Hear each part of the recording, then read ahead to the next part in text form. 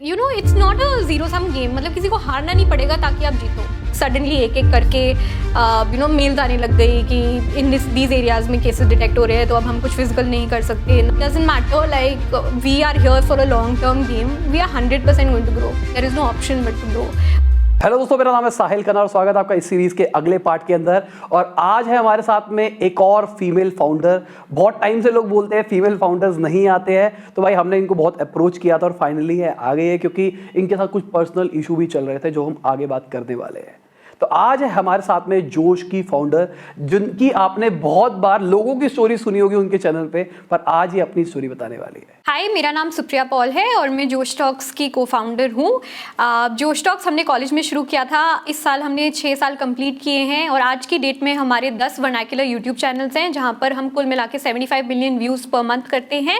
और साथ ही साथ हमारे ई लर्निंग ऐप है जोश स्किल्स, जहाँ पर 1.5 लाख लोग हमसे आज की डेट में इंग्लिश और ऐसे और कोर स्किल्स सीखते हैं। तो ये शुरुआत कैसे करी थी? आपने अभी बताया कि कॉलेज के टाइम पे शुरुआत करी थी, क्या हुआ था, कैसे आइडिया आया था? सो आई थिंक जब मैं कॉलेज में थी तो मैं बहुत ही मतलब like you no traditional family से आती हूँ, तो मतलब मेरा गोल था कि बीकॉम ऑनर्स मैं करी थी और साथ ही साथ मैं सीए करूँगी और उसके बाद शायद मुझे कोई अच्छी कंसल्टिंग या ईवाई टाइप ऑफ नौकरी मिल जाएगी और उसके बाद मैं स्लोली कॉर्पोरेट लैडर में क्लाइंब करूँगी। तो अल्टीमेट जर्नी मेरा हमेशा यही था। बट आई थिंक जब एक बारी कॉलेज का एक्सपोजर मिला तो एक बात जो मुझे बहुत खटकती थी वो थी कि यू नो जहाँ मैं जाके कॉलेज में बहुत सारी इंटर्नशिप्स करी थी, फेस्ट में पार्टिसिपेट करी थी और अपनी ज़िंदगी में कुछ करने की कोशिश करी थी, वहाँ ही बहुत सारे जो बाकी बच्चे थे वो बस झक मारे थे। एंड यू नो ये एक बात बार बार खटकती थी कि हमारे जो हम यू नो जो लोग हैं जो आज 18, 19, 20 के हैं, हमें इतना कुछ पोटेंशियल है, राइट? लाइक हम कितना कुछ कर सकते हैं while we still young, but हम फिर भी मतलब जो लोगों की दिए गए डायरेक्शन है उस पर चली जा रहे हैं। वो डायरेक्शन सही है कि नहीं है वो हम उसे इवैल्यूएट नहीं करते और जो कोई बस बोल रहा है उसे बस मान के हम चलते जा रहे हैं ज़िंदगी में। तो गोल बहुत सिंपल था कि जोश कैसे भरे लोगों के बीच में। एंड उसी टाइम पे मैं शोभित से मिली जो मेरा को फाउंडर है। एंड शोभित बिल्कुल डिफरेंट बैकग्राउंड से था।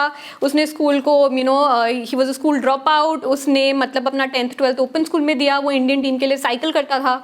तो उसका एक्सपोजर और मेरा एक्सपोजर जो बहुत ही मतलब मैं एकेडमिक ओरिएंटेड थी वो बहुत डिफरेंट था। बट आई थिंक एक चीज़ जो कॉमन थी कि यू नो आज यंग लोगों का इतना कुछ पोटेंशियल है एंड क्या हम उस पोटेंशियल को एक डायरेक्शन या मार्क दे सकते हैं। एंड क्या जैसे कि हम यू नो स्टीव जॉब्स की स्टैनफोर्ड कमेंसमेंट स्पीच को देख के बहुत मोटिवेट होते हैं, बहुत इंस्पायर होते हैं। तो जो लोग टियर 2, टियर 3 और टियर 4 सिटीज से आते हैं जो इंग्लिश में नहीं बात कर सकते, आज की डेट में कौन है जो उन्हें करियर डायरेक्शन दे रहा है या यू नो गाइडेंस दे रहा है। एंड उस ऑडियंस को हमने पकड़ा एंड बस जोश की शुरुआत वैसी हुई। ठीक है, तो दोनों मिले कैसे थे? मेरे स्कूल का एक फ्रेंड शोभित के साथ कॉलेज में था एंड एक्चुअली हम बहुत रैंडमली एक बर्थडे पार्टी पे मिले थे एंड हम सारे स्कूल वाला ग्रुप था। तो यू नो कैसे होता है, राइट? लाइक कोई एक आउटसाइडर होता है तो जनरली वो डिवीजन हो जाती है एकदम से। तो वैसे ही था एंड शोभित नया था वहाँ पर। तो मेरे फ्रेंड ने एक्चुअली मुझे अपॉइंट किया था कि ये नया है, इसको ग्रुप में इंक्लूड करो तो भी वो जो यू नो जाके लोगों से बात करती हो and all of that, make him feel comfortable. And उसी से हमारी लाइक बात शुरू हुई एंड आई थिंक लाइक उस दिन जो बात शुरू हुई उसके बाद हम लाइक 2-3 महीने तक रोज मिलते रहे। हम सोचते रहे कि हम क्या कर सकते हैं, क्या कर सकते हैं। एंड शोभित उस टाइम पे एक एनजीओ चला रहा था जिसका नाम था हाफ ग्लास फुल। तो वो ऑलरेडी काम कर रहा था इस स्पेस में, बट उसने अभी तक उसको एंटरप्राइज नहीं बनाया था। एंड उसके दिमाग में ये वर्ड जोश शुरू से था। लाइक उसका गोल था कि यू नो जोश के साथ कुछ करना है। And I think that's how we sort of started. तो ये जोश जोश आप वर्ड यूज कर रहे हो, क्या ये मार्केटिंग स्टेटमेंट है या फिर उस स्टार्टिंग में सोच लिया था कि नाम जोश ही रखना है? नहीं, हमेशा से था, मतलब नाम पे तो क्वेश्चन ही नहीं था। एंड आई थिंक वो feeling has grown over the years, right? Because it's not कि मतलब जोश हमेशा चाहिए होता है। एक कैटेगरी ऑफ जोश इज कि when you are feeling low और demotivated at that time point of time you look at Josh. Second is कि व्हेन यू तुम सोच रहे हो कि तुम आगे जिंदगी में क्या करो, उस टाइम पे जोश चाहिए होता है। जब तुम्हें यू नो कुछ नया सीखना होता है, तो जब तुम्हारी पहली नौकरी होती है। So that's how sort of the word is also evolved in our meaning of you know कि हम जोश से क्या रिप्रेजेंट करना चाहते हैं। That's also evolved over time. तो 3 महीने बात करने के बाद में आपने डिसाइड कर लिया था कि जो शुरू करना है? हाँ। इतना क्लियर थे दोनों के दोनों?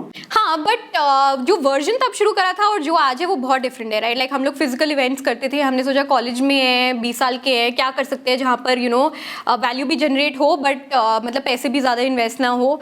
एंड आई थिंक कॉलेज में एटलीस्ट दिल्ली यूनिवर्सिटी में इवेंट्स का बहुत कल्चर है। सो हमने सोचा कि हम ये you know knowledge fest type organise करेंगे, जोश टॉक्स, जहाँ पर बहुत सारे डिफरेंट स्पीकर्स आएंगे। हम एक एंटरप्रेन्योर को पकड़ेंगे, एक सोशल एक्टिविस्ट को पकड़ेंगे, एक कोई यू नो जो एक यंग इनोवेटर या या प्रोडिजी है, एक स्टैंड अप कॉमेडियन, तो बेसिकली डिफरेंट करियर स्ट्रीम से बहुत लोगों को बुलाएंगे एंड सिंपली उनको बस बोलेंगे कि अपनी कहानी सुनाओ और देखेंगे कि उस कहानी सुनाने का इम्पैक्ट एक्चुअली क्या होता है। And that's how we started. तो पहले 1.5 साल तो हमने मतलब बस इवेंट्स करे, you know, starting from Delhi University, then going to colleges across the country, different states, and then slowly we realise कि मतलब इस कंटेंट का कितना पोटेंशियल है टू परफॉर्म ऑनलाइन, एंड जो हम सारा एफर्ट अगर जो इवेंट में डालते हैं वो अगर हम सिर्फ कंटेंट बनाने में डालें तो what kind of impact can it have. ठीक है, तो दोनों को पहले एक्सपीरियंस था इवेंट्स का या फिर बस करते करते? नहीं, सो मतलब 20 साल की उम्र में क्या एक्सपीरियंस? कॉलेज में कुछ इवेंट करवाए हो? हाँ, थोड़े बहुत तो करे थे। आई थिंक हम दोनों ही मतलब एटलीस्ट लाइक शोभित जब वो एनजीओ चला रहा था तो वो छोटे छोटे इवेंट्स करता था फॉर चिल्ड्रन।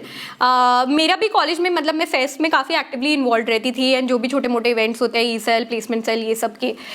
बट मैं साथ में इंटर्नशिप भी करी थी, तो इस इंटर्नशिप से भी काफ़ी एक्सपीरियंस था, you know, of going out there and talking to people, communicating.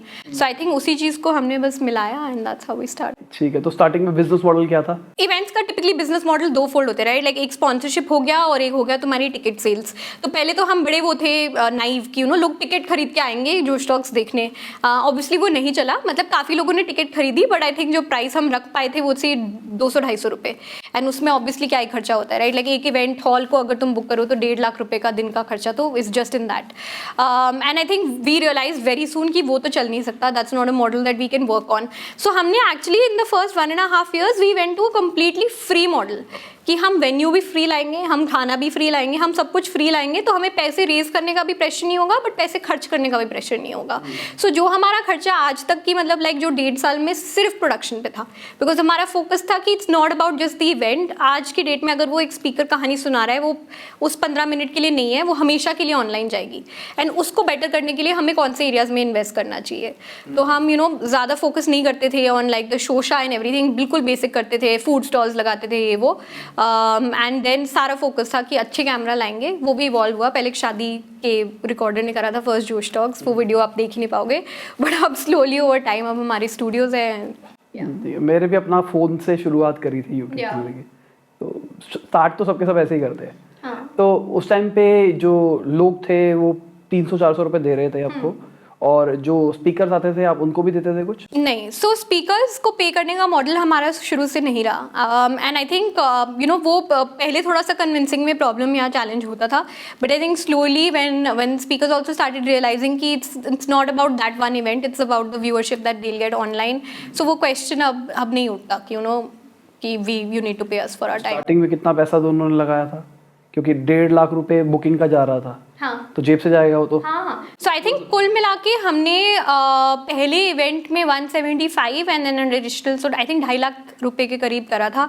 सो शोभित, जैसे मैंने बताया, शोभित यू नो एक साइकिलिस्ट था, और उसकी तब एक बाइक थी जो काफ़ी मतलब लाइक वैल्यूबल थी, तो उसने एक्चुअली उस बाइक को बेचा था, and that's how we put together the money. And हम भी मतलब लाइक साइड में बहुत फ्रीलांसिंग गिग्स करते थे, जो हमने सीख लिया था कॉलेज में रहते रहते, राइट? लाइक तब डिजिटल मार्केटिंग बिल्कुल शुरू हुआ था, तो हमने 1-2 ब्रांड्स पकड़े थे जिनका सोशल मीडिया हम मैनेज करते थे, वहाँ से जो पैसे आते थे वो लोग हम अपने इवेंट्स में उसको लगाते थे। सो या, बिकॉज आई थिंक वो बहुत क्लियर था कि मतलब करना है तो अपने दम पे करना है, तो किसी से मांगेंगे नहीं। तो स्टार्टिंग में जब 2.5 लाख रुपए लगाए थे, पहले इवेंट से रिकवर हो गए थे कुछ? नहीं, बिल्कुल भी नहीं। तो आई थिंक मतलब उस इवेंट में जब हमने वो लूज़ करे, राइट, ऑलमोस्ट सारे पैसे लाइक 1.75 के करीब, कुछ भी रिकवरी नहीं हुई, तब हमने रियलाइज़ करा कि ये मॉडल तो चल ही नहीं सकता, जहाँ पर हम बुकिंग के लिए भी पैसे देंगे, हम F&B के लिए भी पैसे देंगे, फिर you know tickets and all of that. But I think उस इवेंट में एक चीज़ जो बहुत अच्छी हुई थी, एंड ये एफओस ऑडिटोरियम धौलकुआ में हुआ था, इसकी बहुत सारे दिल्ली यूनिवर्सिटी के प्रोफेसर्स उस इवेंट को अटेंड करने आए थे। तो फिर क्या हुआ कि वो इंडोर्स करने लग गए अपने कॉलेज में जोश को। फिर यू नो SRCC से हमें कॉल आया कि हमारा एक यूथ फेस्ट होता है, यूथ कॉन्फ्रेंस, सॉरी, तो इस बारी तुम कर लो, मतलब कि हम सब कुछ दे देंगे, हम वेन्यू, प्रोडक्शन, खाना, सब कुछ हमारा, एंड आप बस स्पीकर्स को लाओ और अच्छे अच्छे स्पीकर्स को लाओ, उनकी कहानियाँ सुनाओ हमारे स्टूडेंट्स को। तो उस मॉडल पे जब हमने काम करना शुरू करा, हमने रियलाइज़ करा कि ये तो जीरो कॉस्ट मॉडल है, तो कोई खर्चा ही नहीं होता था। तो ये पेड गिग थी? Paid from SRCC? नहीं। सो कॉलेजेस हमें सब कुछ फ्री में देते थे, और आप भी फ्री में कर रहे थे? हाँ, हम भी फ्री में कर रहे थे, बट हमारा कंटेंट जनरेट हो रहा था। तो हमारा गोल यही था कि मतलब जो भी हम वहाँ कर रहे हैं हम उसे रिकॉर्ड करें, एंड फिर उसको यूट्यूब पे अपनी खुद की you know sort of channel शुरू करें, इन्वेंट्री बढ़ाएं कंटेंट की, and that's what we did. ठीक है, और ये कब की बात है? 2015 से लेकर 2016 एंड तक ऑलमोस्ट। तो उस टाइम तक जियो रेवोल्यूशन आया नहीं था? नहीं, बस यूट्यूब से भी कुछ आ नहीं, नहीं रहा होगा? नथिंग, हाँ कुछ भी नहीं था। तो उस टाइम आप कॉलेज में ही थे?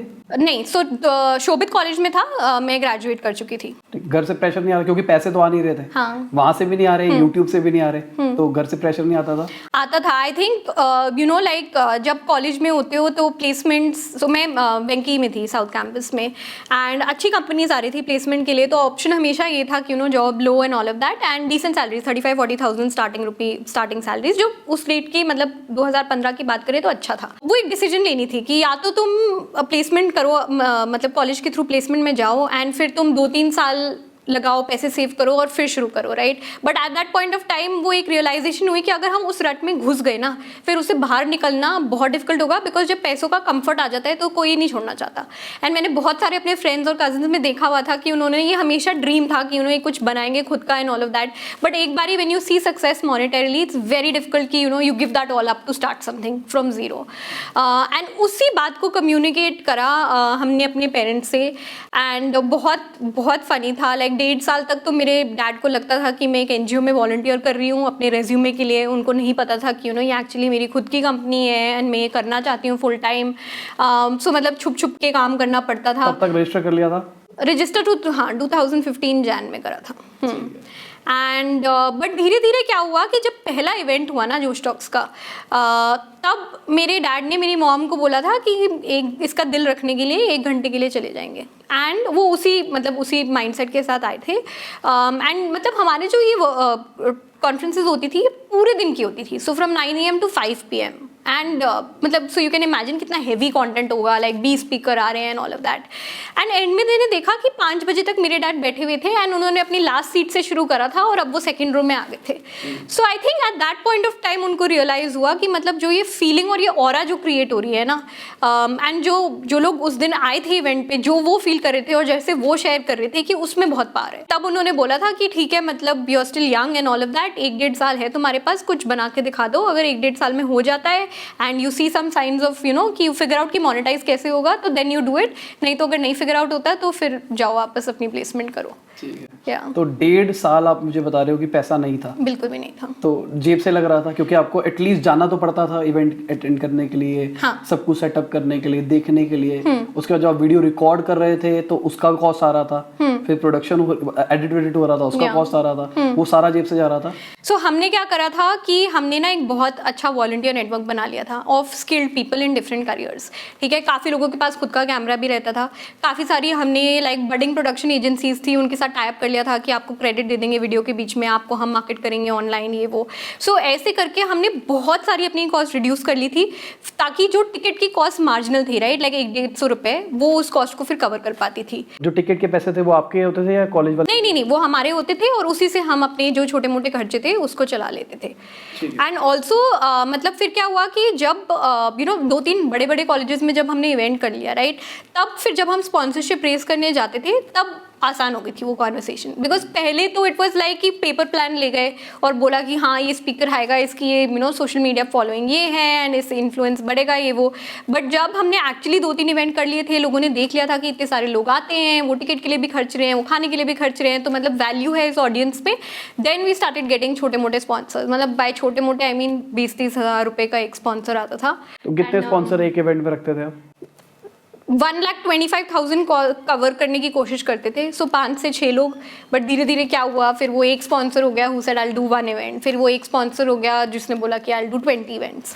सो ऐसे कर करके then we also like you know build. और फ्रीक्वेंसी क्या रहती थी इवेंट्स की? So at one point of time तो आई थिंक हर 6 हफ्तों में एक इवेंट हो रहा था एक नई सिटी में। ओके और तब तक तो फिर प्रॉफिटेबल आना शुरू हो गए होंगे? हाँ, सो प्रॉफिटेबल नहीं था, आई थिंक हमेशा ब्रेक इवन था। इवेंट्स मतलब लाइक बिकॉज फिर हमने क्या करी थी, एक छोटी सी टीम हायर कर ली थी, हम लोग 3-4 लोग हो गए थे, तो फिर जो भी मतलब एक इवेंट से स्पॉन्सरशिप में बचता था that used to go in like operation, salaries etcetera. So it was मतलब the entire events phase that we did, it was a complete break even phase, it was not something where we were making money. ठीक है। फिर YouTube से कब मिलना शुरू हुआ कुछ? सो यूट्यूब से तो आई थिंक आज हम उस स्टेज पे हैं जहां हमारा एडसेंस का जो रेवेन्यू आता है वो इज़ रिस्पेक्टेबल। बट आप भी क्रिएटर हो इंडिया में, तो आपको पता ही है कि यूट्यूब की मतलब रेवेन्यू कहाँ तक उसका कैप और लिमिट होता है, specially Hindi and vernacular languages में।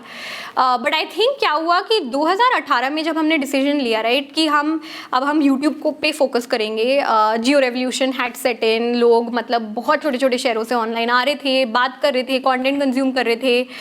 लर्निंग कैटेगरी में यूट्यूब पे तब कोई कंटेंट नहीं था, बहुत ही रेयर चैनल्स थे। हिंदी में तो बिल्कुल भी कंटेंट नहीं था, बंगाली मराठी में तो नाम ही नहीं सुना था, सिर्फ म्यूजिक और एंटरटेनमेंट थी।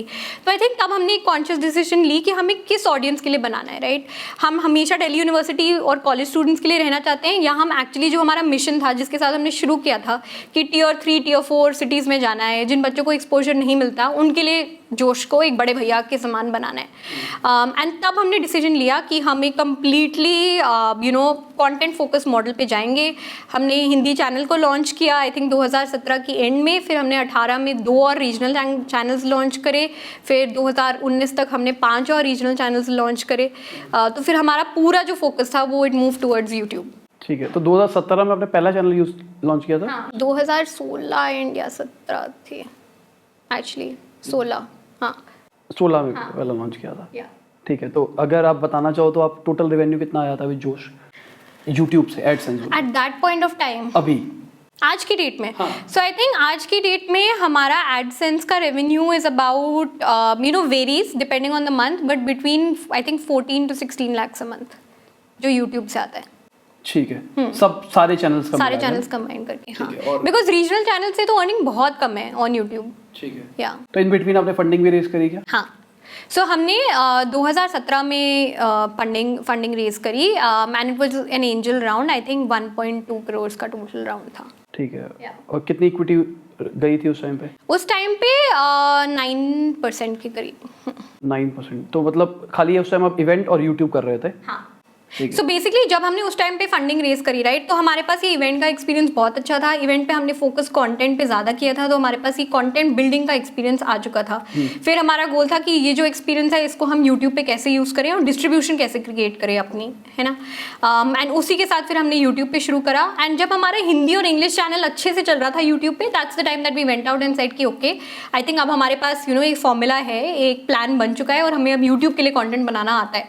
तो अब अगर हम इसको रीजनल लैंग्वेजेस में ले जाना चाहते हैं, we need X capital. At that time हमने कैलकुलेट करा, हमें 1.5 करोड़ की जरूरत थी एंड देन हमने शुरू करा एंड फिर वी स्टार्टेड रेजिंग मनी। ठीक है, ये पहला राउंड था, उसके बाद पहला round, the last round that we did and we only raise two rounds of funding and which was in 2020 Jan when we raised 1.5 million, so about 11 crores. तो अगर हम YouTube चैनल ओनली बात करके चले तो किस तरीके से वैल्यूएशन कैलकुलेट होती है? So I think at the time when we were just a YouTube channel, the valuation was not so much on the YouTube channel, it was on the power of distribution, right? Like आप जो आज YouTube पे कर रहे हो वो बहुत सारे लोग खुद के ऐप पे भी कर रहे हैं, but at the end of the day आप जो बना रहे हो वो एक फनल है, विच इज़ बेसिकली बहुत सारे लोग आपका कंटेंट देख रहे हैं। आज की डेट में वो आपका कंटेंट देख रहे हैं, वो आपके अब आपके लॉयल फैंस हो चुके हैं, वो आपके ब्रांड को रिकॉग्नाइज कर चुके हैं। कल जब आप उनके लिए कुछ प्रोडक्ट बनाओगे तब उस फनल की बहुत वैल्यू होगी। And I think that is basically the story और the narrative that also help us raise money, because हमारा गोल ये नहीं था कि एक कंटेंट कंपनी बनानी है, एक मीडिया कंपनी बनानी है, यूट्यूब चैनल बनाना है। हमारा गोल हमेशा यही था कि जो हमारी जिंदगी में एक रोल बड़े भैया का रहा है, राइट, जो हमारे पेरेंट्स ने हमें डायरेक्शन दी, उसी को हमने रेप्लिकेट करना है for somebody who is not got a बड़े भैया और a person who is informed. And अगर हमें वो देखें तो एक बेसिकली यूजर लाइफ साइकिल हमारे लिए हो जाती है 14-15 साल से लेकर 28-29 तक, जब किसी की मतलब अच्छी नौकरी लग जाती है, वो सेटल इन फील करते हैं। एंड हमने सोचा कि मतलब ये जो 12 साल है एक यूजर की लाइफ में, उसमें हम क्या क्या प्रोडक्ट्स बना सकते हैं। तो जोश talks is only the first step which is कि हाई पावर्ड मोटिवेशन। जोश टॉक्स बेसिकली तुम्हें ये सिखाता है कि तुम्हारा बैकग्राउंड कुछ भी नहीं है, तुम जिंदगी में कुछ भी कर सकते हो, और ये हैं बहुत सारे लोग डिफरेंट फील्ड से जो कुछ कर चुके हैं। And the goal is now कि जो हम बिल्ड करें विच इज जोश skills and also the jobs portal. तो उसका प्लान यही है कि मतलब आज की डेट में तुम इंस्पायर हो गए, अब तुम्हें कुछ स्टेप लेना है, बट अभी भी मतलब अगर आप एक बहुत छोटे शहर से आते हो तो आपके लिए इंग्लिश एक स्किल है, एक लैंग्वेज नहीं नहीं है एंड उसको सीखना बहुत डिफिकल्ट है 21-22 की उम्र में। तो अब हम इंग्लिश सिखाते हैं, फिर ऐसी और बहुत सारी एसेंशियल लाइफ स्किल्स होती हैं like communication, giving an interview, मतलब data analytics, SQL, using a computer, जो हमें मतलब फॉर ग्रांटेड ले लेते हैं, बट लाइक अगर हम देखें मतलब बहुत सारे लोग हैं, almost 75-80% of India doesn't know how to use a computer. तो ऐसे कोर्सेज हम बेसिकली उनको अब पैकेज करके दे रहे हैं। ठीक है, तो ये जो स्किल से पहले फंडिंग रेज करी थी या उसके बाद करी? जो सेकंड राउंड था वो जो स्किल स्टार्ट करने के बाद की, तो जो भी हमने मतलब फंडिंग अब रेज करी है लास्ट ईयर, उसका पूरा यूज इज टू ग्रो जो स्किल्स आउट। ठीक है, तो अगर बेसिकली मेरा भी यूट्यूब चैनल है, हाँ, और हमको ऑलमोस्ट 1000 से ऊपर यूट्यूबर्स देखते होंगे, तो किस तरीके से वो अपनी वैल्यूएशन कैलकुलेट करे? जैसे एग्जांपल के लिए मैं मान के चलता हूँ, जैसे आपने बोला कि बड़ा भाई वाला सीन, तो मेरी भी विजन यही है। मैं टी शर्ट पहनता हूँ, मैं बाल खड़े रखता हूँ, मेरी टोनालिटी देखोगे, भाई बात सुन, मेरी बात सुन, मैं ऐसे बोलता हूँ। ये मेरी टोनालिटी इसलिए ताकि वो लोग रिलेट कर पाए, और हमेशा मेरी फोकस ये रहता है कि हिंदी कंटेंट रहे। चाहे कोई भी आए, मैं उनको फोर्स करता हूँ घुमा फिरा के, चाहे वो इंग्लिश बोले, मैं उनको अगर हिंदी में रिप्लाई दूंगा, वो अपने आप हिंदी में शुरू हो जाते हैं। तो मेरा गोल यही है कि ऑडियंस क्या बड़ा भाई बन के रहूं और उनको गाइड करूं। बस बिजनेस डायरेक्शन में, मतलब मैंने एक छोटी निश पकड़ रखी है कि मेरे को बिजनेस रिलेटेड ही उनकी हेल्प करनी है। तो इस सीरीज का भी यही गोल था कि एटलीस्ट आने वाले 5 साल के अंदर 1000 एंटरप्रेन्योर्स मेरे से निकले, मतलब जो कहे कि भाई इनसे सीख के या इस सीरीज को देख के या फिर इनके चैनल से मैं आज यहाँ पहुंच पाया हूँ। बस इतना ही छोटा सा गोल है। तो ये तो मेरा हो गया। ऐसे बहुत सारे चैनल है यूट्यूब पे अलग अलग कैटेगरी में, तो कैसे कैलकुलेशन होगी? सो आई थिंक अगर आप देखो राइट, लाइक इट्स नॉट कि आज की डेट में आपका यूट्यूब चैनल क्या कर रहा है, it's about future value, right? And that's how मतलब valuations also get calculated. Obviously a lot of it is कि आज की डेट में आपका रेवेन्यू क्या है एंड एवरीथिंग, बट आपका बेसिकली विजन फॉर 2-3 ईयर्स क्या है and what will that funding get you to, what milestone. तो जैसे हम लोग पहले बात कर रहे थे, यू सेड कि अब आप merchandise is something you are getting into, right? So it directly means कि अब आपने यूट्यूब पे एक फॉलोइंग बना ली है, बहुत सारे लोग आपको देख रहे हैं, एंड अब यू नो कि आप एक ट्रांजैक्शन कर सकते हो, उस ट्रांजैक्शन की बहुत वैल्यू है, एंड उस वैल्यू पे then you get calculate, then you can sort of calculate कि मेरे कितने सब्सक्राइबर्स है, कितने व्यूज है, अगर मैं मर्चेंडाइज शुरू करूंगा, किस प्राइस पॉइंट पे शुरू करूंगा, कितने में बेच पाऊंगा इस साल में, देन 3 इयर्स में मैं कितने बेच पाऊंगा, and then that's a story.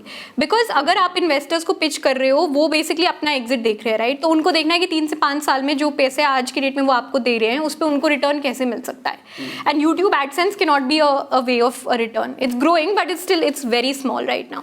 So it's about what next, like how can you get your users जो मतलब आज की डेट में आपको देख रहे हैं to buy something that you have, और वेदर यू नो लाइक अगर आपने देखा होगा बहुत यूट्यूबर्स आज की डेट में कोर्सेज कर रहे हैं, काफ़ी लोगों ने अपनी खुद का ब्रांड या कंपनी एस्टैब्लिश कर लिया है, एक इंडिविजुअल से अब वो कंपनी है। सो उस स्टोरी के साथ, उस डायरेक्शन के साथ it becomes much easier. Example ये लेके चलते हैं, सीधा कैलकुलेशन पे आते हैं। हाँ। मेरा यूट्यूब चैनल है, मुझे ऑलमोस्ट एडसेंस से 4-4.5 के आसपास बनता है, 1-1.5-2 के आसपास स्पॉन्सरशिप आ जाता है। ये मेरा यूट्यूब का है। और इससे जो प्रोडक्ट्स की बात कर रहे हो, मेरे कोर्सेज है, मेरे कोर्सेज अभी मैंने लॉन्च नहीं किया, जस्ट लॉन्च करने वाला हूँ, और मैंने टेस्ट किया तो मुझे ऐसा लगता है 500-700 तो मैं सिर्फ वर्ड ऑफ माउथ पे भेज दूंगा विदाउट मार्केटिंग करे। उसके बाद ऐड चला के अपनी ऑडियंस को मैं और भी ज़्यादा भेज सकता हूँ। ठीक है, तो अगर हम ऐसी लमसम कैलकुलेशन करके चलते हैं कि आने वाले 2 साल के अंदर मैं ऑर्गेनिकली अगर मैं कोई पैसा खर्च नहीं करता तो मैं 5-7 करोड़ का बिजनेस कर सकता हूँ, और अच्छा प्रॉफिट मार्जिन के साथ में कर सकता हूँ। और अगर मुझे फंडिंग मिल जाती है तो मैं उसको 50 करोड़ तक ले जा सकता हूँ एग्जाम्पल के लिए। तो अब मेरी वैल्यूएशन कैसे कैलकुलेट हो? सो आई थिंक आप कैलकुलेशन ले सकते हो ऑन द बेसिस ऑफ मतलब एनीवेयर स्टार्टिंग फ्रॉम से 4 times to going up to even 10 times depending on की फ्यूचर रोड मैप क्या है। ठीक है, तो अगर जो भी मेरा फ्यूचर प्लान रहेगा उसको मैं 4 to 5 ले जाऊं, वो मेरी वैल्यूएशन हो जाएगी? नहीं, करंट डेट रेवेन्यू पे। तो अगर आपने जैसे 5 करोड़ का रेवेन्यू आप कर रहे हो, राइट? तो एनीवेयर स्टार्टिंग फ्रॉम से 20 crore going up to even 50 crore, that is basically the area of valuation. Also the thing is कि ये ना बहुत subjective है, right? Like I'm telling you from the experience that I have had and I have seen other content companies that have grown and what they've had. But I think it also depends on कि मतलब like I said, it's about what next, and also the role of tech. Right, which is what मतलब scalability is what investors are going to bet on. It's not about कि आज की date में मेरा एक YouTube channel है और मैं X views करता हूँ और अब मैं इतनी ट्रांजेक्शन करूँगा, that's a part of it.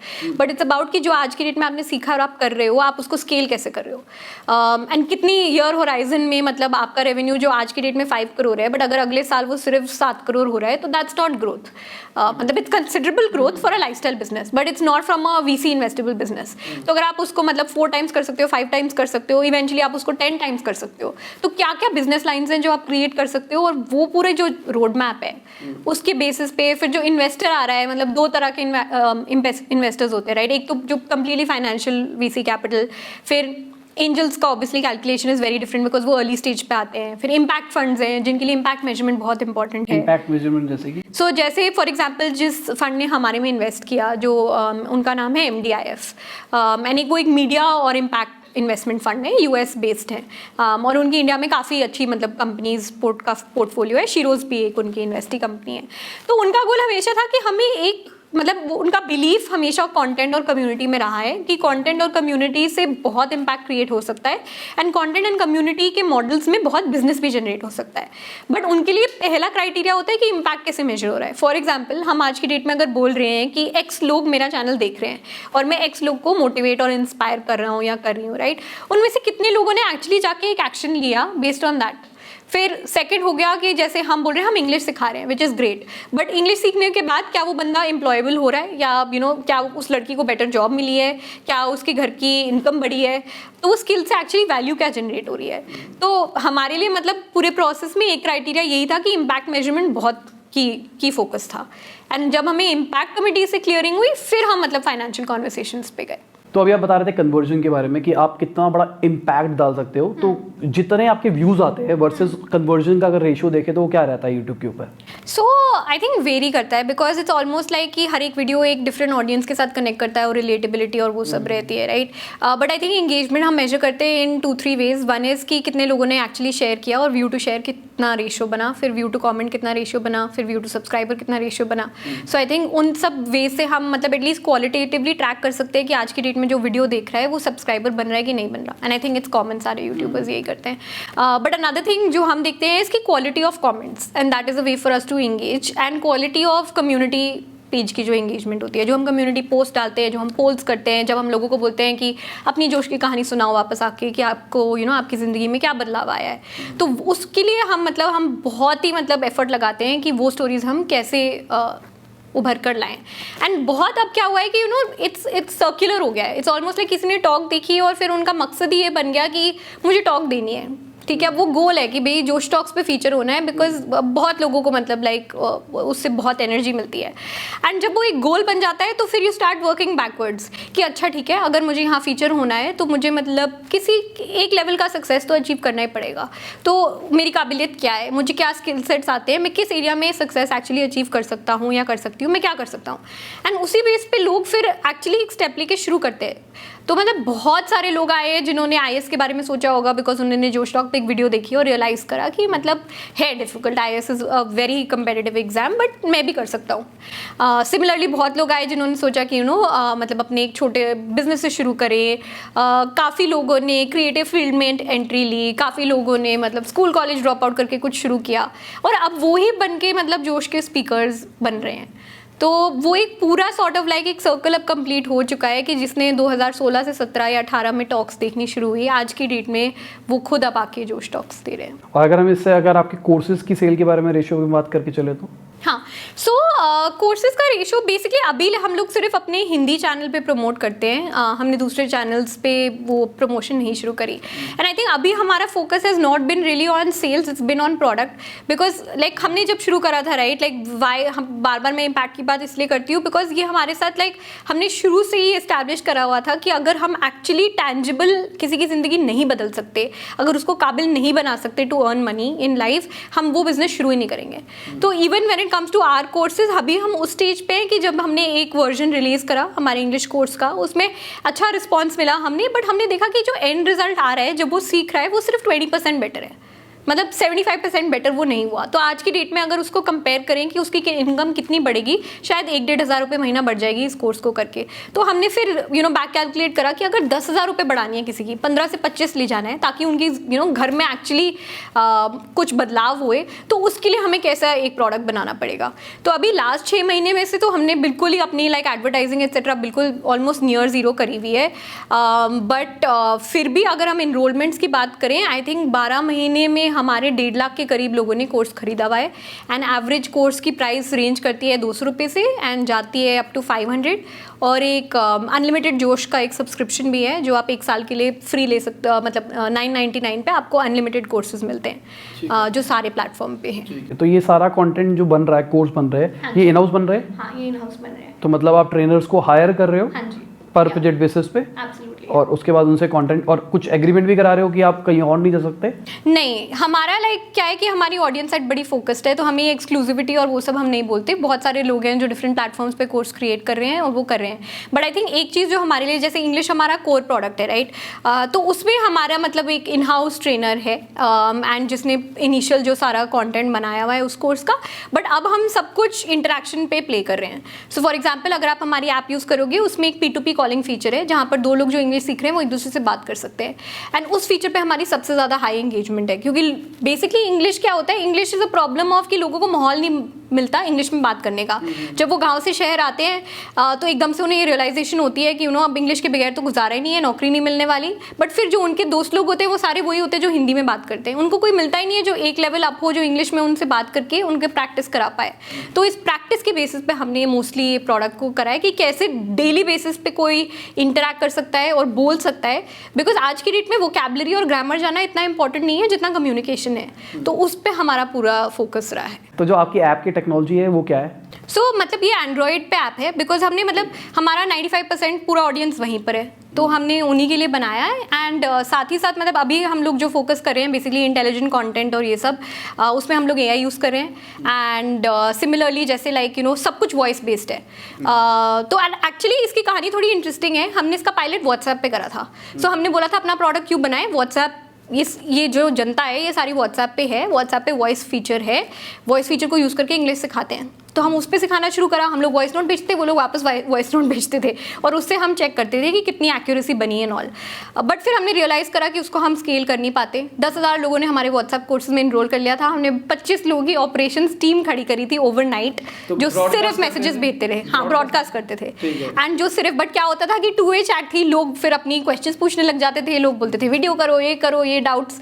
And फिर तो मतलब we didn't know how to handle it. तो हमने एक मैनुअल टीम बिठाई जो बस क्वेश्चन आंसर करती थी, इंश्योर करती थी कि कंटेंट जा रहा है कि नहीं जा रहा, कस्टमर क्वेरीज को सॉल्व करती थी। फिर क्या हुआ कि ऑब्वियसली वो 10,000 से जब 15,000 लोगों तक पहुंचा, हमने रियलाइज़ करा कि इसको तो हम स्केल नहीं कर पाएंगे व्हाट्सएप पे। तो फिर हमने सोचा कि अब हम खुद का ऐप बनाएंगे। तो मतलब टाइम पे कितने रुपए ले रहे थे आप कोर्सेज के लिए? व्हाट्सएप वाले के लिए तो 299 रुपीज़ का कोर्स था, 90 डेज का। ठीक है। और अभी भी जो मैंने आपकी देखा है कोर्स ड्यूरेशन रखी हुई है आपने, हाँ जी, जो आजकल कल्चर चल रहा है इंडिया के अंदर लाइफ टाइम कोर्सेज वाला, आप वो नहीं कर रहे, जो कि बहुत अच्छी चीज़ है। हाँ। मतलब मैं इसके लिए प्रेज करना चाहूँगा आपको, क्योंकि मुझे लगता है लोग कोर्स लेके रख देते हैं। तो आपने क्या किया हुआ है, आपने लिमिटेशन लगा रखी है, इतने टाइम का ही है और वो डेली मैसेज जा रहे हैं। तो इकट्ठा आपको एक तो पहले पूरा कंटेंट इकट्ठा नहीं मिलेगा, इकट्ठा नहीं मिलेगा तो बंदा चीटिंग नहीं कर सकता, जो कि लोग करते हैं कि एक ही दिन खाली बैठूंगा, संडे को सब कर लूंगा। इंग्लिश कोई एक दिन में नहीं सीख सकता, वो एक प्रैक्टिस का गेम है। प्लस 90 डेज के बाद वो कोर्स एक्सपायर हो जाएगा। तो सबसे मजे की चीज ये है कि उसको अब करना ही पड़ेगा। एंड आई थिंक वो बहुत ज़रूरी है, राइट। अगर हम एजुकेशन को देखें तो मतलब स्कूल में डेली जाना क्यों ज़रूरी था, कॉलेज में डेली जाना क्यों ज़रूरी था, राइट।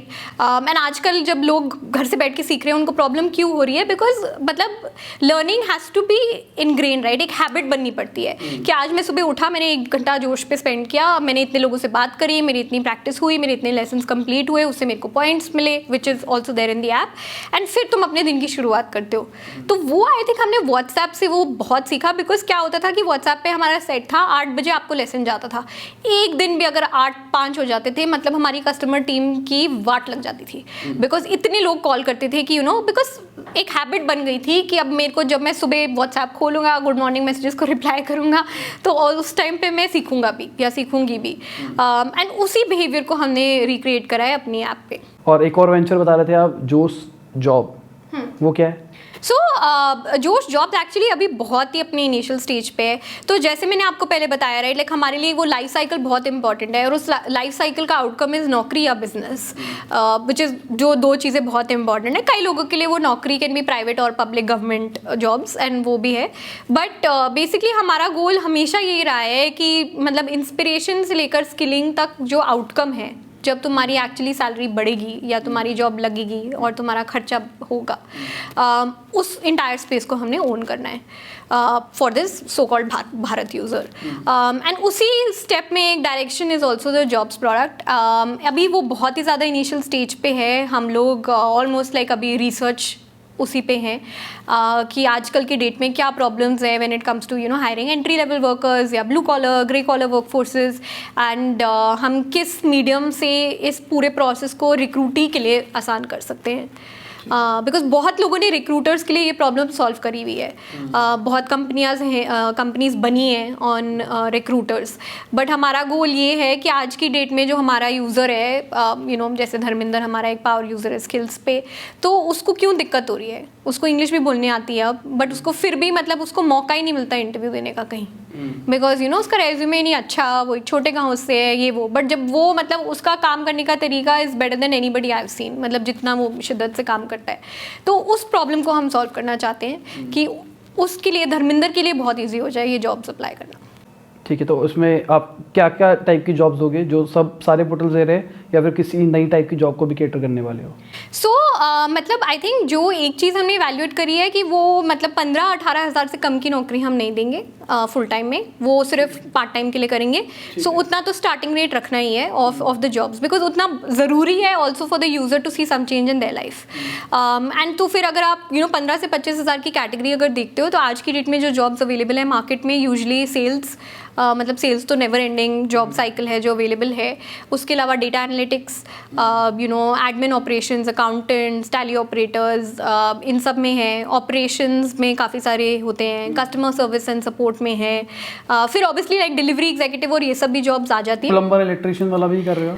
नहीं, बिकॉज प्लम्बर इलेक्ट्रिशियन में जो हमने देखा है कि जो उनका एक्चुअली इनकम जो जनरेट होती है eight the end of the month, बिल्कुल स्टार्ट में वो 16,000 से कम की होती है। तो अभी हम उस मार्केट को केटर नहीं कर रहे, बट अगर हमें लगेगा इवेंचुअली कि उसमें भी ग्रोथ हो रही है। बेसिकली क्या है राइट, लाइक आज की डेट में प्रॉब्लम क्या है कि एक फील्ड में आप एंटर कर लेते हो, बहुत लोग थक जाते हैं बिकॉज उस फील्ड में उनको ग्रोथ नहीं दिखती। एंड वही है कि हम उन्हीं जॉब्स को एंटरटेन करना चाहते हैं जहाँ हमें पता है कि कोई ग्रो कर सकता है।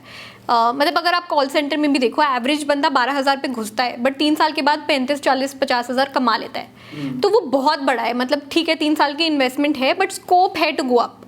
तो हम उसी जॉब्स साइकिल को चूज़ करना चाहते हैं जहाँ हमें दिखता है कि 2-3 साल में एक्चुअली कोई ग्रो कर सकता है इनकम वाइज। और अगर तीसरे वेंचर की बात करके चलते हैं, यूट्यूब चैनल, तो यूट्यूब चैनल कैसे ग्रो किया जाए, क्या कंटेंट डालना चाहिए? क्योंकि आपके बहुत सारे चैनल हो गए, कंटेंट स्ट्रैटेजी भी आपको सारी पता है कि कैसे क्या करना है, तो अगर किसी को अपना चैनल ग्रो करना है तो कंटेंट स्ट्रैटेजी क्या होनी चाहिए?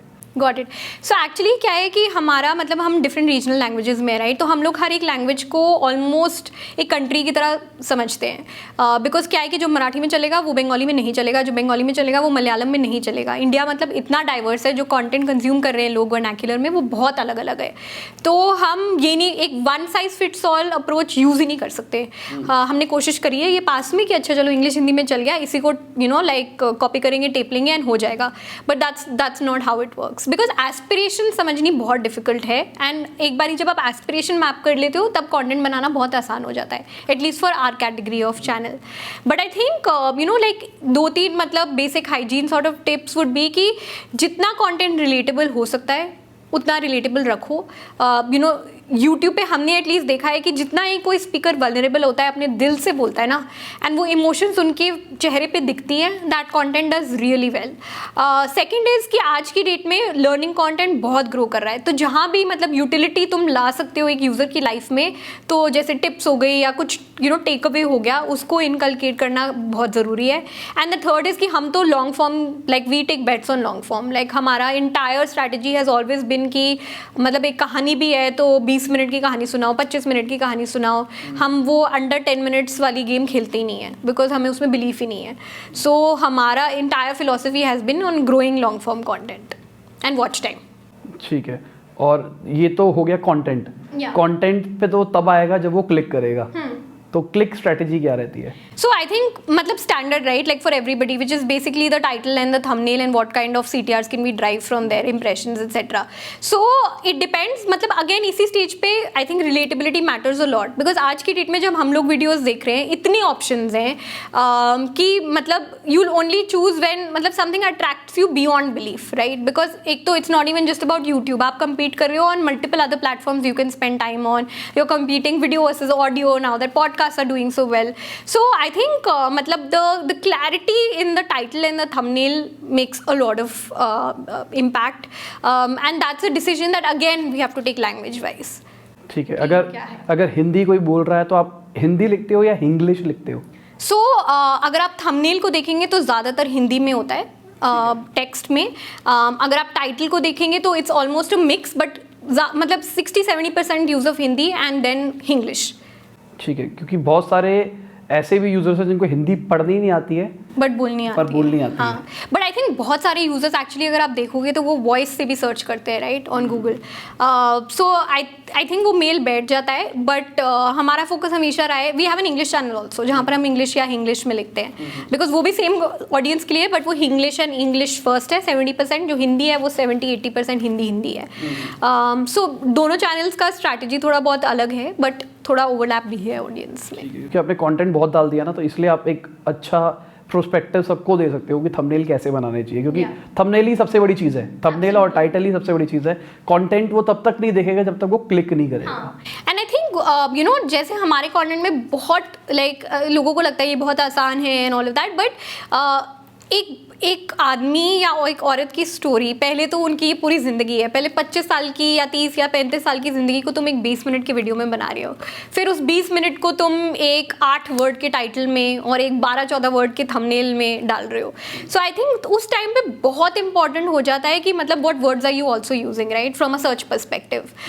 एंड कौन सी कैटेगरीज है, कौन सी वीडियोज़ पे इंट्यूटिवली लोग देख रहे हैं. लाइक एक तो हो गया कि you no one size fits all, कि IAS मोटिवेशन लोग बहुत ढूंढते हैं and all of that, but it's not true. Like IAS की कैटेगरी में भी जो फीमेल वाली ऑडियंस है वो फीमेल की मतलब they want to listen to women stories, और उसमें भी बहुत relatable title would not be just about you know कि listen to the story of a girl who is done XYZ, या एक लड़की की कहानी सुनी है जिसने IAS एग्जाम क्रैक करा है, बट एक लड़की जिसके पेरेंट्स ने ना बोला था आज उसने IAS क्रैक किया, या एक लड़की में जिसमें फैमिली में बिल्कुल सपोर्ट नहीं था उसने क्रैक किया. बिकॉज ये आम जनता की प्रॉब्लम है.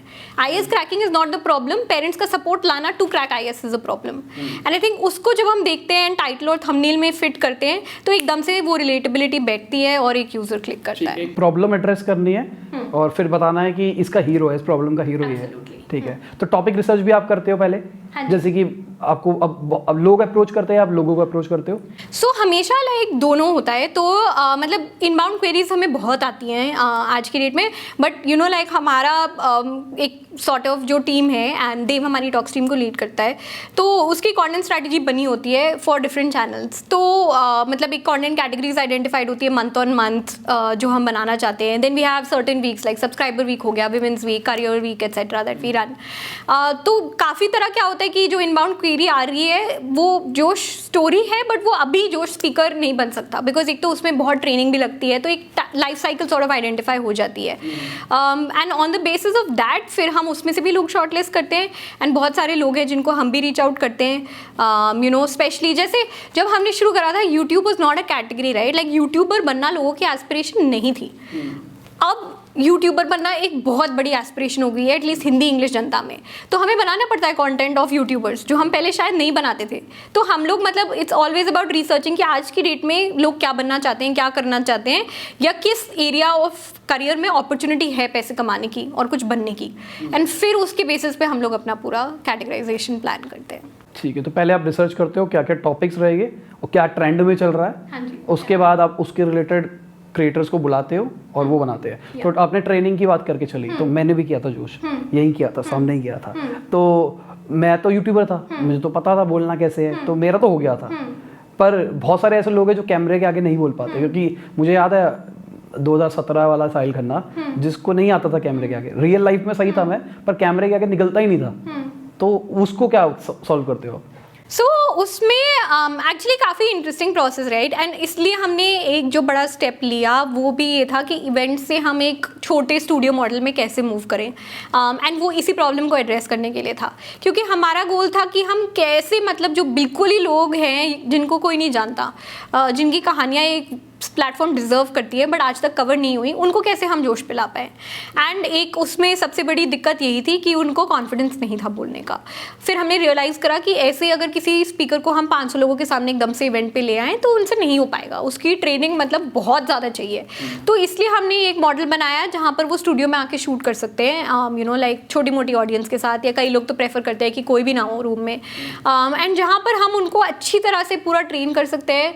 तो अगर आप लाइक एक एवरेज पूरा प्रोसेस अगर आप देखो तो राइट फ्रॉम द टाइम जब हम स्पीकर को रीच आउट करते हैं, उनकी कंफर्मेशन लाते हैं, जब तक हम उनकी टॉक को स्ट्रक्चर करते हैं, फिर यू नो उनसे रिहर्सल करवाते हैं और शूट करते हैं, तो एवरेज मतलब 14 to 21 डे का साइकिल ये है ही है for any speaker who is not like you no is a first time stage person. कई लोगों के साथ क्या होता है कि अगर जैसे यू नो आपकी कहानी है, अब आप उस कहानी में इतनी सारी लर्निंग्स हैं कि आप जब अगर बताना शुरू करो तो आप मतलब पूरी थॉट स्कैटर हो जाएंगे। जो पहली बारी मतलब सोच रहा है अपनी लाइफ के बारे में कि यार मैंने 30 साल में क्या करा है और मैं आज कहाँ पर पहुँचा हूँ या पहुँची हूँ, तो फिर एकदम से वो ना नहीं हो पाता, लाइक वो लय नहीं बैठती बोलने की। तो स्ट्रक्चर से क्या होता है कि कभी कभी मतलब सबकॉन्शियसली जब आप स्ट्रक्चर को पढ़ोगे तो आपको याद आ जाएगा, अच्छा ठीक है मतलब ये एक हीरो है मेरी कहानी का, या ये एक इंसिडेंट है जिसको मैं हाईलाइट करूँगा या करूँगी तो वो अच्छा बैठेगी। But at the end of the day आपकी स्टोरी है right, you own your story, I own my story, so there is nobody better than me to tell it. So I think वो भी मतलब लाइक पहले हम थोड़े से you know ज़्यादा वो होते थे, सख्ती दिखाते थे कि नहीं अगर आप हमारी स्क्रिप्ट पे नहीं चलोगे तो हम नहीं होगा एंड ऑल दैट। बट हमने भी अपने लाइक व्यूअर्स के साथ ये रियलाइज़ करा है कि जितना नेचुरल हो, जितना वल्नरेबल हो, जितना कोई इमोशनल होता है स्टेज पे, यू नो अगर कोई रो रहा है तो रोने दो, मतलब अगर कोई नर्वस है और उसके हाथ पैर हिल रहे हैं, बॉडी लैंग्वेज पे दिख रहा है तो दिखने दो, because at the end of the day like हमारी गली का लड़का या लड़की है राइट, हमें रिलेट करना है। तो एकदम से कोई सूट बूट पहन के आ जाता है एंड यू नो शोशा, वो ऐसे लगता है कि मैं top like you no industrialist etcetera, तो वो कंटेंट नहीं काम करता। बट जब जितना ही कंटेंट मतलब अगर आपको देख के लगता है कि यार ये तो मेरे जैसा ही है, इसकी तो बोली भी मेरे साथ जैसी है, देखो ये भी स्टेज पे नर्वस हो रहा है, तो उसके लिए वो जो व्यूअर है उसके दिल में यू नो ऑलमोस्ट वो एक फीलिंग होती है कि ये बंदा जीते। जैसे जब हम गली बॉय देखते हैं राइट, जब हम किसी जो जीता वही सिकंदर मेरी फेवरेट मूवी है, जब हम वैसी मूवीज देखते हैं तो हम चाहते हैं कि जो अंडरडॉग है वो जीते। कोई नहीं चाहता कि जो मतलब आया है रईस पैसे वाला वो जीते कहानी में, बट रणवीर सिंह जीते ही हमारा गोल है लाइफ का जब हम वैसी मूवी देख रहे हैं। एंड जितना वो हमारी तरह बोलेगा, जितने वो डायलॉग मारेगा जो मेरी मम्मी मेरे को बोलती है और मैंने घर में सुना हुआ है, जितना उसकी माँ यू नो पेरेंट्स की लड़ाई होगी, उससे बिल्कुल वो माहौल सेट हो जाता है कि ये तो हमारे जैसा है, इसको तो जिताना ही है। एंड आई थिंक वो ही फीलिंग स्टेज पे रिक्रिएट होती है कि मतलब इन व्यूअर ऑलमोस्ट बोल रहा होता है यार इसको तो मतलब जिताना ही है, इसकी तो रिस्पेक्ट करो। तो इवन जब हम इवेंट्स पे होते थे ना लाइक बहुत लोग सहम जाते थे, बट स्टैंडिंग ओवेशंस देते थे लोग ताकि वो एक्चुअली अपनी टॉक कंप्लीट करे। तो वही सॉर्ट ऑफ पावर है कि ऑडियंस मतलब the audience wants you to win. मुझे भी बहुत सारी कंटेंट स्ट्रेटजी मिल गई कि मुझे क्या क्या रिफ्रेम करना चाहिए अपनी कुछ कुछ चीज़ों में। तो जो फॉलो करता है, अब जब ये वीडियो लाइव होगी आप मुझे पहले देख चुके होंगे वो सारे चेंजेस, सारे के सारे कंटेंट के अंदर जो चेंजेस दिख रहे हैं वो आज के इसकी वजह से है, ठीक है, ये याद रखना। क्योंकि मैं बहुत एक्सपेरिमेंट करता हूँ बेसिकली अपने कंटेंट के साथ, बहुत मतलब मेरे से बड़ा एक्सपेरिमेंट वाला मुझे नहीं लगता कि यूट्यूब में कोई होगा। अभी मेरा चैनल ठीक है और मुझे अच्छे व्यूज़ आते हैं, और इस स्टेज पे मैंने हफ्ता पहले एक वीडियो डाली थी जिसका टाइटल था अनटाइटल्ड। क्यों? एक्सपेरिमेंट करने के लिए कि क्या लोग अनटाइटल पे क्लिक करेंगे या फिर नहीं करेंगे। एंड क्या रहा रिजल्ट? सही था। मतलब मेरा नॉर्मल CTR उस टाइम का 15% रहता है, मतलब 18 घंटे के आसपास का, तो वही था, इनफैक्ट 1-2% ऊपर ही था, और वही ऑडियंस ही, वही वॉच टाइम था, कोई फर्क नहीं पड़ा। इनफैक्ट मेरा नाम खराब हो चुका है कि भाई एक्सपेरिमेंट बहुत करता है। तो अभी आप अपने को फाउंडर के बारे में बता रहे थे, तो दोनों ने अपनी ड्यूटीज क्या क्या बांट रखी है? So I think duties have evolved over time. Like शोभित पहले बहुत फोकस करता था on content and narrative, and मेरा ज़्यादा फोकस रहता था on bringing in business, sponsorships etcetera. तो पहले 2-3 साल तो that how we split work. I think अब where we are sort of at is that मतलब I look at Josh overall and Shobhit focuses on core product. हमारा role जैसा sort of change भी हुआ है बिकॉज उसने जो पहले काम किया हुआ है उसको बहुत ज़्यादा इंसाइट है कि ये जो यूज़र है वो क्या देखना चाहता है, वो क्या कंज्यूम करना चाहता है, उसकी लाइफ में क्या प्रॉब्लम्स हैं, उसको इंग्लिश कैसे सिखा सकते हैं, उसकी ज़िंदगी कैसे बेटर कर सकते हैं. And that sort of the role that he is taken on where he is leading product. And right now I also मतलब overlook everything and on top of that या continue to focus on business. अब अगला question पूछ रहे हैं, आपको इस time पे अपनी जिंदगी के अंदर बेस्ट चीज़ क्या लगती है? आई थिंक अभी मेरी 99% ज़िंदगी तो जोश ही है. सो आई थिंक यही है राइट. लाइक कई लोग मुझसे पूछते हैं कि अब काफ़ी साल हो चुके हैं जोश को, तो आपकी मोटिवेशन नहीं कम हुई, अब आप कुछ और नहीं करना चाहते, या अगर मतलब next what do you see yourself, your like अब from early 20s your now in late 20s, अब क्या next and all of that. But I think एक चीज़ जो हम एक एक्टिविटी है जो हम लोग काफ़ी लोग करते हैं टीम में इज़ एंड मैं भी अब कॉन्शियसली ये ज़्यादा करती हूँ इसकी हम यूट्यूब के कमेंट्स पढ़ते हैं. एंड जब आप उन कमेंट्स को पढ़ लो और जब आप उनकी वो प्रॉब्लम्स देख लो तो वही आपकी लाइफ बन जाती है. And that sort of like I think I don't know if it's a good thing और not, but my life is जोश. अगर पिछले साल की बात करके चलते हैं तो कैसा रहा आपके लिए? सो आई थिंक पिछला साल काफ़ी इंटरेस्टिंग रहा है. आई थिंक मुझे बस I have been one of the few people who has got COVID on multiple occasions. तो आई थिंक आधा साल तो मैंने बस कोविड को रिकवर करते ही निकाल दिया. But from a business point of view I think probably the toughest time that we ever gone through, and equated to maybe like 5 years back when we were just starting out. Exact same kind of feeling, बिल्कुल वही uncertainty, सब कुछ like exactly the same way right. मतलब जब साल शुरू हुआ तो हमारे एनुअल कॉन्ट्रैक्ट्स होते हैं बहुत सारे स्पॉन्सर्स और एडवर्टाइजर्स के साथ. सडनली एक करके मेल्स आने लग गई कि इन दीज एरियाज में केसेस डिटेक्ट हो रहे हैं, तो अब हम कुछ फिजिकल नहीं कर सकते in the form of events, जो काफ़ी हमारे लिए एक रेवेन्यू सोर्स रहा है. फिर ऑब्वियसली लॉकडाउन हैपेंड तो वो ऑलमोस्ट नियर ज़ीरो हो गया. And even in terms of like YouTube viewership for us, हमारा काफ़ी सारा कंटेंट स्टूडियो और इवेंट्स में शूट होता है. एंड देन फिजिकली जब आप नहीं जा सकते, जो स्टेज और बैकग्राउंड की फील होती है वो सेल्फी वर्जन में नहीं आती. तो हमने काफ़ी कोशिश करी बट हमारे एकदम से व्यूज़ भी डिप होने चले गए, बिकॉज यूट्यूब पे कंसिस्टेंसी इज इंपॉर्टेंट राइट. लोग जोश को उसी स्टेज के साथ देख रहे हैं एंड सडनली वो स्टेज गायब हो गया ओवरनाइट. तो वो रिएक्शन वाज आल्सो लाइक कि थोड़ा सा टाइम लगा to build it up. So it was very tough, but I think it was also the first time in a long time that there was true innovation, because like skills जो बदला है right in the last 12 months from WhatsApp to the product that we had to the product that we have now, वो इसी मतलब energy के साथ बदला है कि मतलब अब हमें एक B2C कंपनी बनानी है. जो dependency on advertisers and sponsorships is not the way forward for us. हमारा यूज़र जो आज की डेट में हमें देख रहा है उसके लिए हम क्या क्रिएट कर सकते हैं कि वो मतलब 200, 300, 400, 500 रुपये हम एक्चुअली दे, एंड उसको हम क्या हेल्प उसके एक्चुअली कर सकते हैं उसके लिए. एंड आई थिंक वो जो डायरेक्शन हमने ली है वो सारी कोविड की वजह से ही ली है कि क्या हमारा फोकस होगा, किस चीज़ में हम प्रोसेसेस लगाएंगे. एंड वर्क फ्रॉम होम तो फोर्स कर देता है राइट.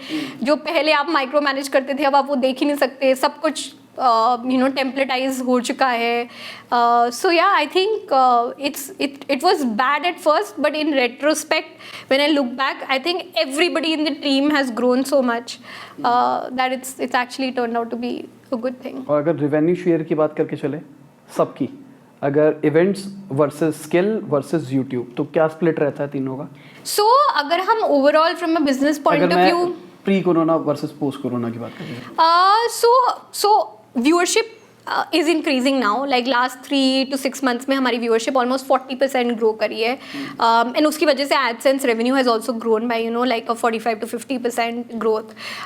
But still अगर हमारा overall revenue map कर पाए तो 10% के करीब हमारा revenue YouTube AdSense से आता है, 10 से 15%. उसके अलावा हमारा a lot of revenue comes from annual contracts and sponsorships. हम लोग बहुत advocacy campaigns करते हैं United Nations, Facebook, Google, इन सब organizations के साथ. So काफ़ी सारा यूट्यूब पे भी जाता है, काफ़ी सारा कंटेंट हमारा फेसबुक पे जाता है, काफ़ी सारी चीज़ें हमारी, जैसे हम हमारे 800 कॉलेजेस का नेटवर्क है, तो हम ऑनलाइन वर्कशॉप्स करते हैं उनके साथ। पहले हम फिजिकल करते थे, अब हम ऑनलाइन करते हैं। सो डिस्ट्रीब्यूशन लेड सब कुछ, and so that is a considerable amount, like close to I think maybe 60% of our current revenue, and about 30% is where skills is at. But our goal is to grow now skills and मतलब skills जैसे B2C led businesses as the majority revenue. अब virus पे वापसी आ जाते हैं। आपने बताया 2 बार हुआ, तो प्री आपकी खुद की मेंटेलिटी में क्या फ़र्क पड़ा? एज अ ह्यूमन क्या डिफरेंस आया आपकी लाइफ के अंदर? So I think I have been super careful because मेरे को एक like underlying lung issue भी रह चुका है, clotting disorder है, and उसकी वजह से I was always on the fence of over cautious, right? And फिर भी like when I got it the first time, so it was just like कि how did it happen? Like I was not stepping out, I was super careful, कैसे हो गया, मतलब हो ही नहीं सकता था.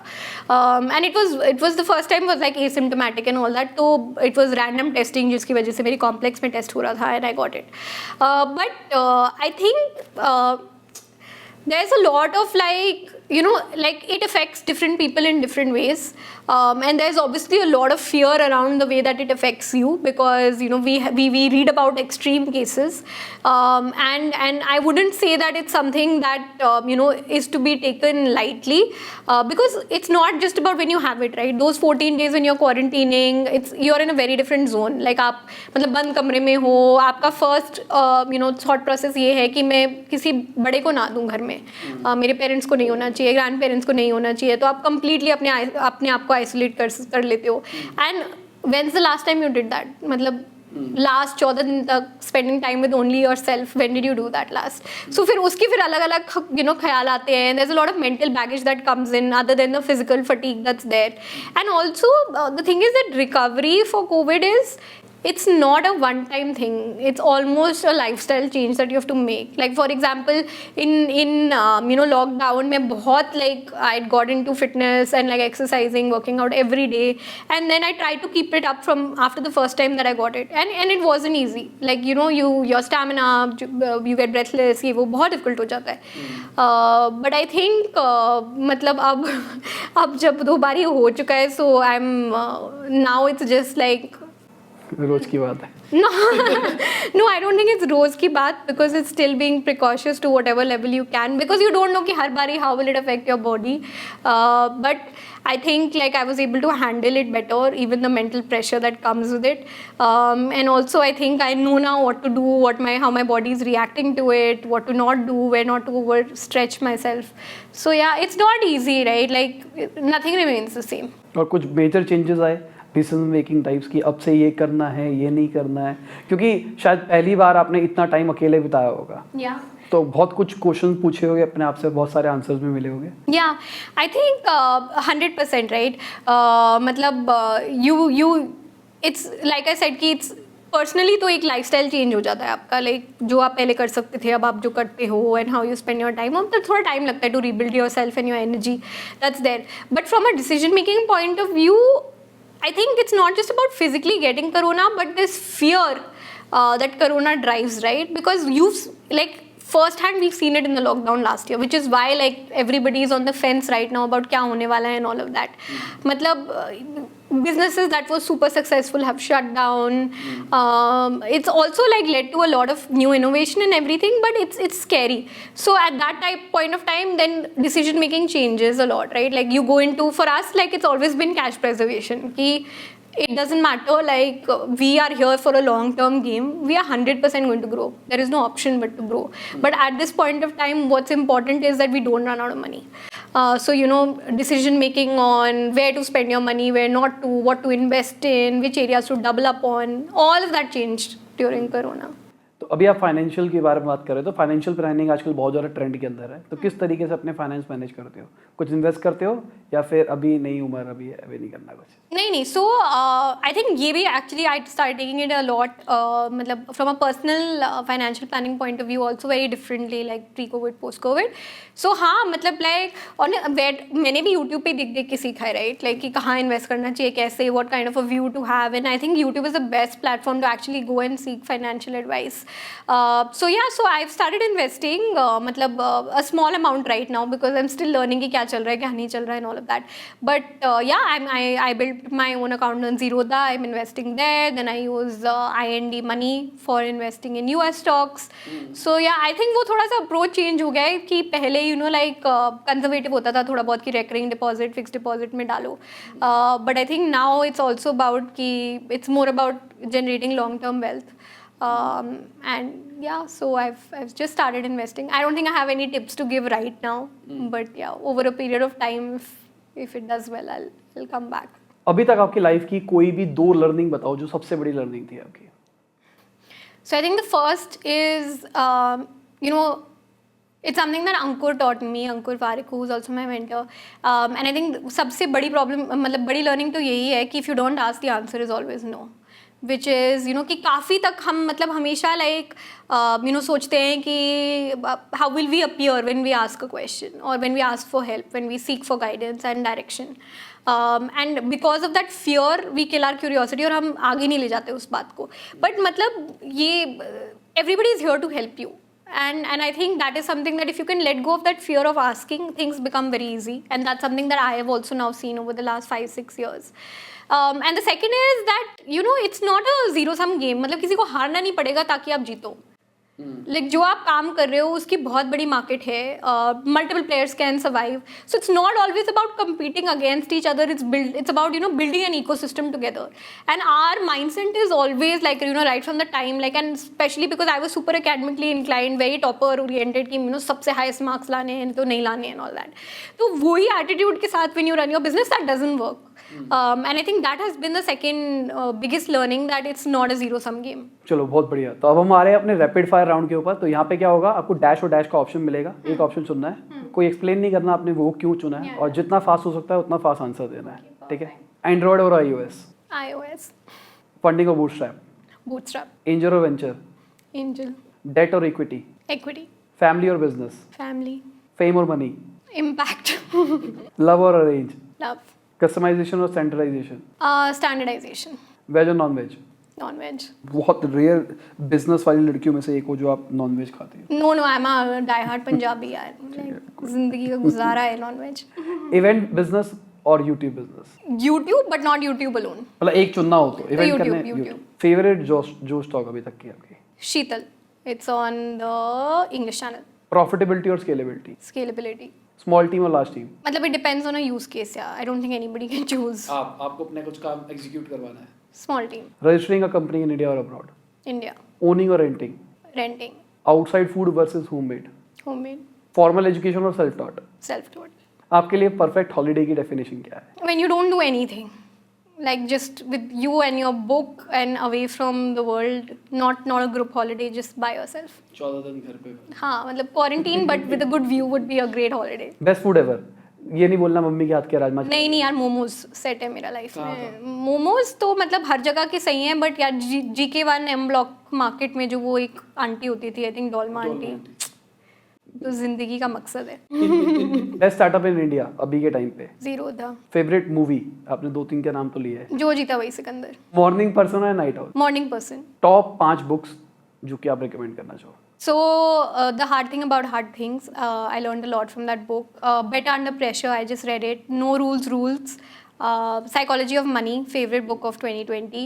And Pour Your Heart Into It. अभी मैंने पीछे देखा है कोई जोश लिख के बुक है, ये भी आपकी बुक है? हाँ, so actually मतलब I'm quite excited about it. तो I think storytelling is at the core of Josh, and one of the ways that we wanted to tell it was through a medium of a book. जैसे हमने video और audio की बात करी, right? बहुत सारे लोग हैं जो आज भी किताबों को फील करके पढ़ना पसंद करते हैं.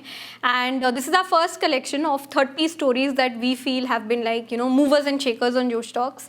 And yeah, the book is out for pre-order on Amazon, and 30th April को ये actually officially release हो रही है. So हम काफ़ी excited हैं कि एक नए रूप में लोग हमें देखें और पढ़ें. अगर टाइम मशीन हो आपके पास तो क्या चेंज करना चाहोगे?